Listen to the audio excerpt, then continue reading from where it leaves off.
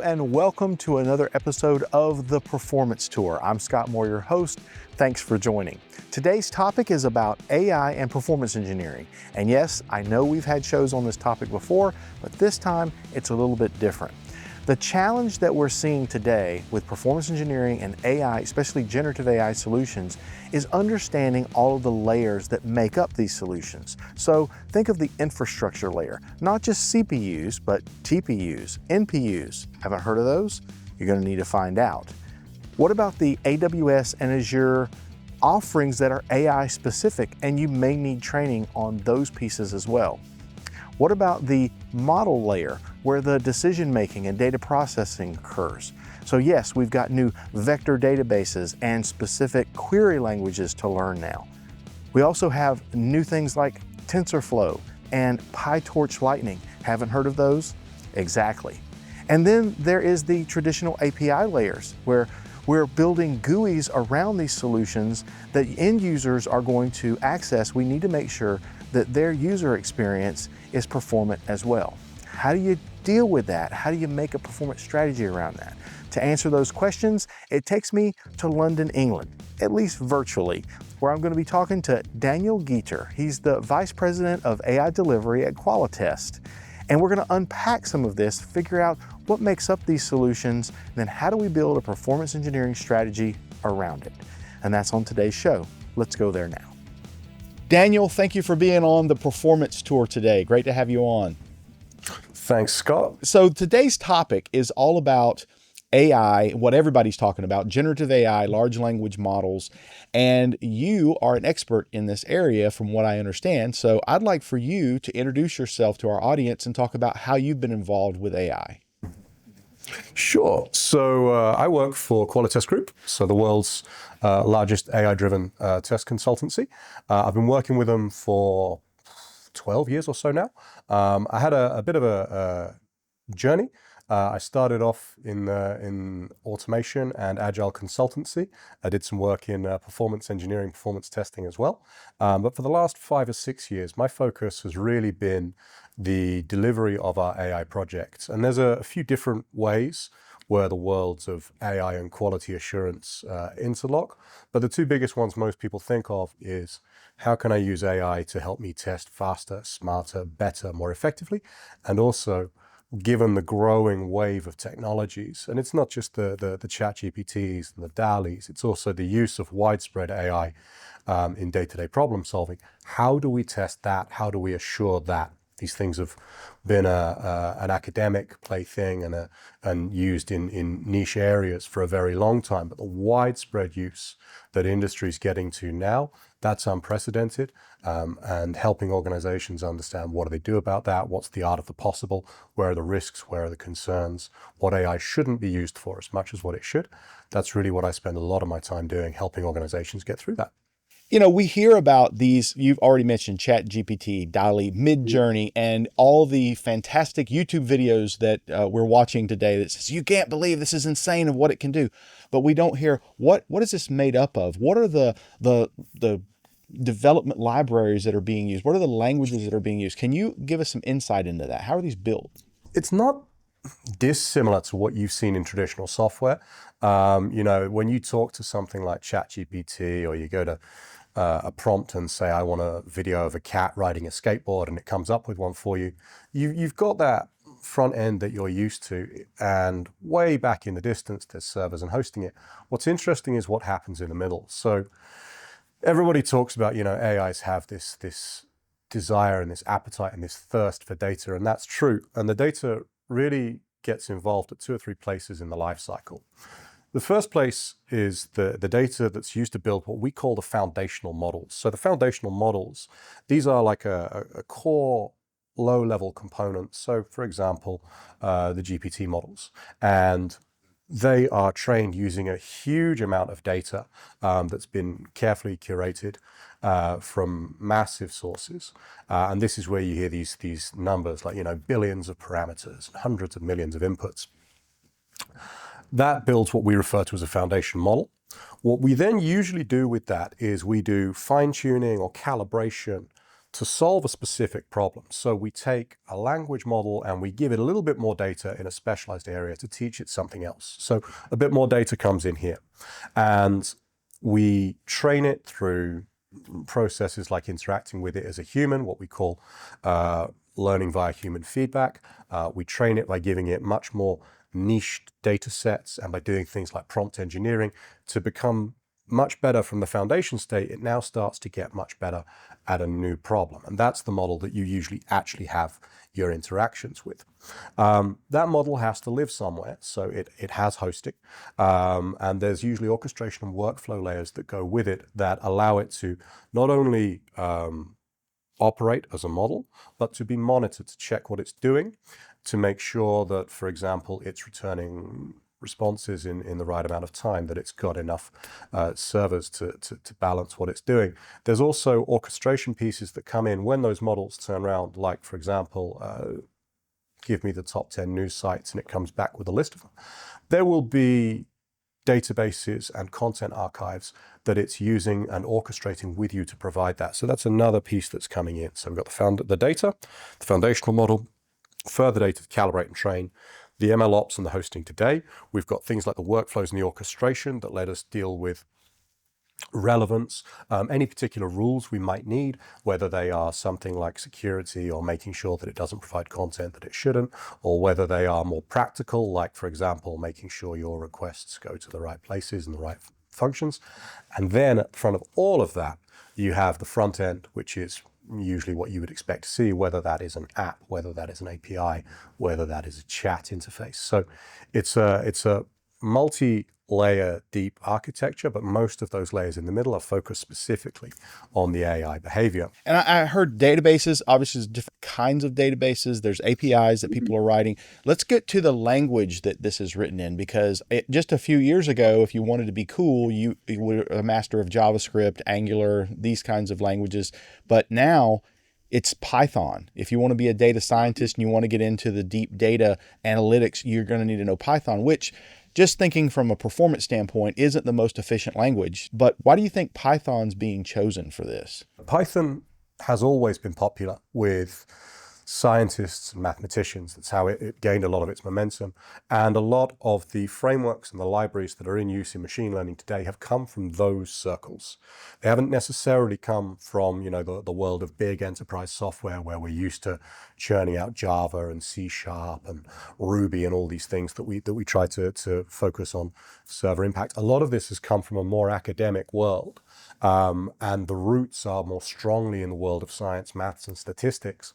And this entire rich ecosystem has cropped up. Primarily Python and R. There are machine learning frameworks, there are machine learning toolkits in things like Java, and obviously Microsoft have put a lot of effort into the Azure libraries and stack.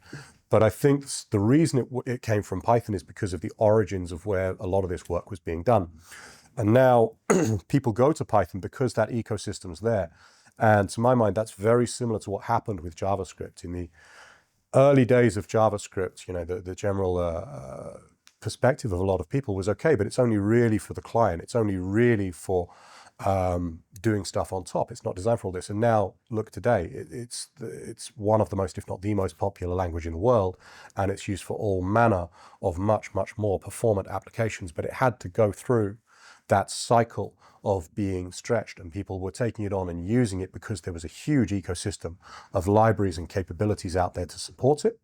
And then the performance actually came slightly later. I think with Python, there are already things you can do to make it more performant. If you look at, ranked tables, yes, it often comes under things like Java and C#. You look at the machine learning frameworks and libraries, the people building them are usually also very good at giving you advice and saying, this is where you want to start to deal with compiled C routines that you can call from your Python code because you need more performance doing this kind of thing on this kind of data. So I think there is some of that, but I do also think there's going to be a little bit of a evolution of the language as it goes. But I think the main reason for the success is, firstly, Python's comparatively easy to learn as a language, in my opinion. And secondly, there's just a wealth of libraries and frameworks already out there. If I were to try to, I think I can easily wrap my head around an N-tier web application. I've done enough performance testing against that. But if we try to do a parallel perspective on this type of technology, like a chat GPT. It's not like you can open up your testing tool and say, write me a chat GPT script in the chat GPT protocol. It's not like that. How do I approach doing a performance test or a load test against these layers, like you mentioned, the database, the API, the Python? Is it just homegrown stuff that we're going to create ourselves? Or are there commercial tools that we can use, or is this a whole different approach? I think right now, a lot of that is done by people building their own things. But I think that's kind of the pattern you see with any technology. If you recall the earliest days of web performance testing, look at the sophistication of the tools we have now and what we view as successful web performance testing versus once upon a time, it was just how many times can I hit the same URL before the server falls over? And the knowledge we had to go on about. It's not really just about how the server's doing. It's about how is the client experiencing it. It's about all these front end metrics. It's about all of this. And then there are the tools that can do it. And then you've got protocols and layers. The same is going to happen with AI. Because if you think of that value stream of everything that is required from the ground truth data that built the foundational models and calibrated models, the workflow, the orchestration in the middle where the AI is pulling information from various places, the presentation of it to the front end and what you as the consumer actually see, whether you've asked for, please apply this filter for me, please intelligently retemplate my slides, or please write me a sonnet. You've got to go through every piece of that, the same as you do with an N-tier architecture. But I think there's also another difference in thought that performance engineers might need to have when they think about AIs and language models.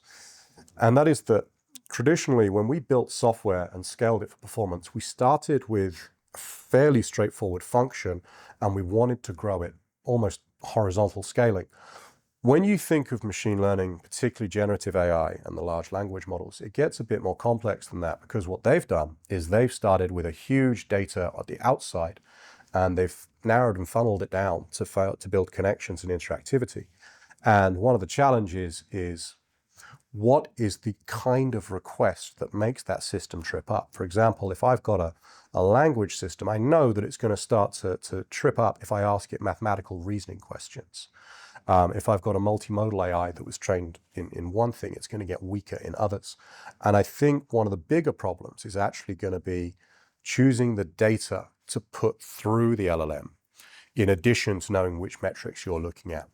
I'm sure there are a lot of performance engineers watching this right now going, this sounds really cool, but what am I going to have to know in order to accomplish this kind of testing? Like, if you were to have to advise a team of performance engineers, hey, you're going to be doing nothing but AI performance testing on many different types of platforms, what would you advise them to skill up on today to be ready?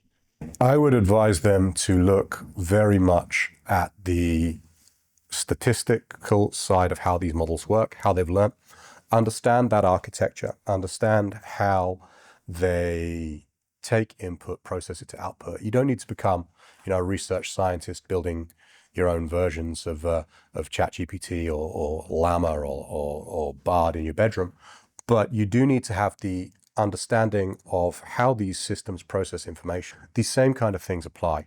Understanding how models are hosted, understanding how the different data sources are pulled in, particularly when we look at when the models are referencing other systems. You already have the knowledge of the front end. The requests to these things usually come through something like a web form or a mobile app. So that knowledge is there, but the understanding of how these systems think, for want of a better term, how they take input, process it, drive output to push the boundaries of the system, and where they'll be uncomfortable, I think that's where you need to start to focus your energies. So where do you see this going with performance testing and testing in general with regards to testing AI applications? The tools are growing. Right now, there are certain teams and projects that are springing up that are trying to give you new tools and capabilities to test generative AI, whether that's language models or vision models or so on. I think that's going to continue to grow.